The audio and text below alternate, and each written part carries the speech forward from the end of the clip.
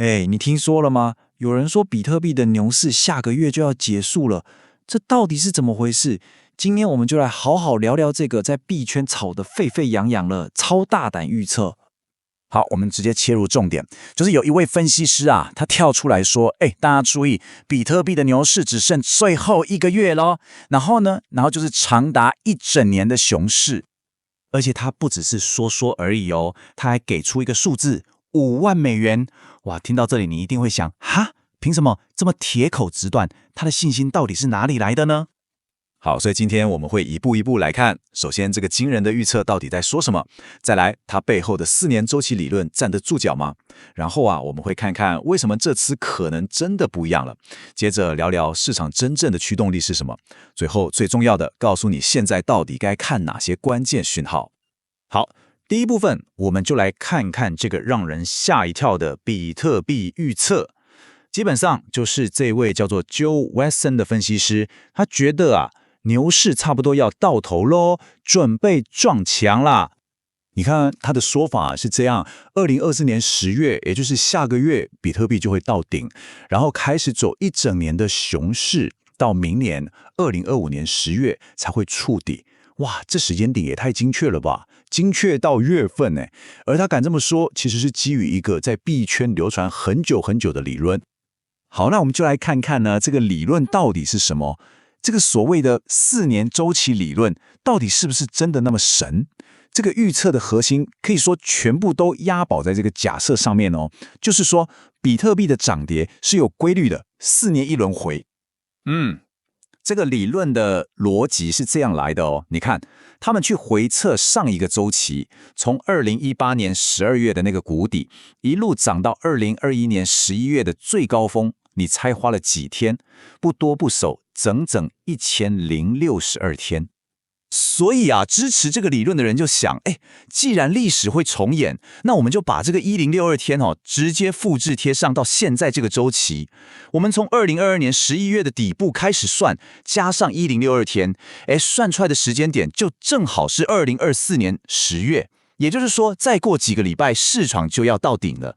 哇，听起来是不是很神？好像一切都在剧本里。然后呢，故事还没完，这个剧本的下一步就是市场触顶之后，熊市就要开始了。那熊市要走多久呢？他们又去看了上一次的数据，从高点跌到谷底，大概花了362天，所以他们就推断这一次的熊市也差不多是1年，所以底部就会落在明年的10月。好，听到这里，你可能会觉得，哇，这个理论听起来好像蛮有道理的耶。但事情真的有这么简单吗？接下来就是重点了，因为这次的周期其实早就已经打破了过去的规则。那到底打破了什么规则？最大的不同点就是这个，过去几次比特币都是在减半之后，价格才突破历史新高，但这一次完全不一样，它在减半之前就冲破了前高，这个是史上头一遭哦，这就暗示了整个市场的节奏可能已经跟以前完全不同了。我们直接看数字，你就会更有感觉。你看哦，上一轮牛市2021年那次，在创下历史新高之后，多头行情又走了328天。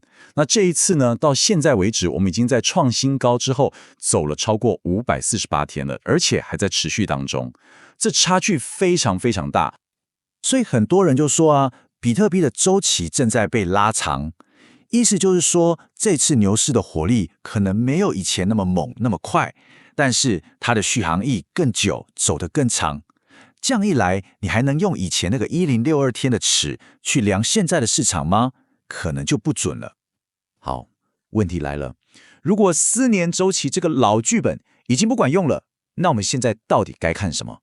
到底是什么在真正影响币价？答案肯定要跳出币圈，看得更广一点，也就是宏观经济。没错，关键字就是市场流动性。什么是流动性？讲白话一点，就是市场上有多少热钱在流动，钱多，东西就容易涨价，钱少就容易跌。那谁在控制这个钱的总量呢？主要就是美国的央行，也就是联准会。所以说，与其去那边数日子，算什么1062天，现在更聪明的做法，可能是去关注这些真正影响钱的流向的东西。比如说，联准会到底是印钞票还是收钱？利率是升还是降？还有华尔街那些大机构的钱有没有流进来？这些可能才是更重要的风向球。简单来说，逻辑就是这样。当联准会开始印钞票、降利息的时候，市场上的钱就变多了。那像比特币这种风险资产，价格就容易往上冲。相反地，如果他们开始收回资金、升息，大家手头紧了，资产价格自然就容易下跌。所以你看，比特币的命运现在跟美国的经济政策可以说是绑在一起了。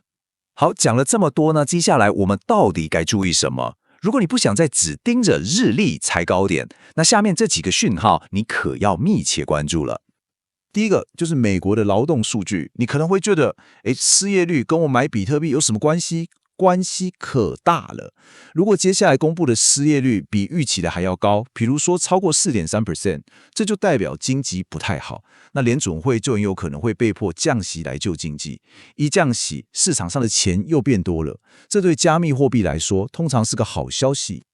好，除了看大环境，价格本身也给了我们一个讯号。有分析师提出一个关键价位，$112,000，你没听错，$112,000。这个数字被视为一个未来多空双方可能会激烈交战的战场。所以从技术分析的角度来看，未来比特币的价格能不能冲上这个价位，并且站稳在上面，或者是在这个价位遇到巨大的压力然后回落，这将会是判断下一步市场方向的一个非常重要的讯号。所以说到最后，一切又回到了这个最根本的问题。你觉得现在的市场到底是在照着过去的历史剧本走，还是在玩一场由全球经济当庄家、规则全都改写的全新游戏呢？这个问题可能才是我们每个人都需要思考的。